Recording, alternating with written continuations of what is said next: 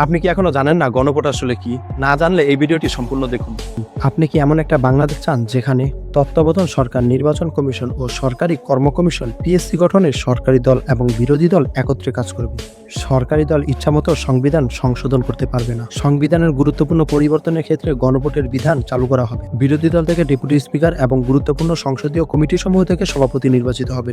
যত মেয়াদী হোক 10 বছরের বেশি কেউ প্রধানমন্ত্রী থাকতে পারবে না। সংসদে নারীর প্রতিনিধিত্ব পর্যায়ক্রমে বাড়বে। ক্ষমতার ভারসাম্য প্রতিষ্ঠার জন্য পার্লামেন্টে একটি উচ্চকক্ষ গঠিত হবে। দেশের বিচার ব্যবস্থা স্বাধীনভাবে কাজ করবে। আপনার মৌলিক অধিকারের সংখ্যা বাড়বে, যেমন ইন্টারনেট সেবা কখনো বন্ধ করা যাবে না। দণ্ডপ্রাপ্ত অপরাধীকে রাষ্ট্রপতি ইচ্ছামতো ক্ষমা করতে পারবে না।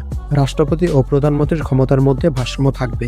বাংলা রাষ্ট্রভাষা থাকার পাশাপাশি অন্যান্য জাতিগোষ্ঠীর ভাষা ও সংবিধানে স্বীকৃত হোক।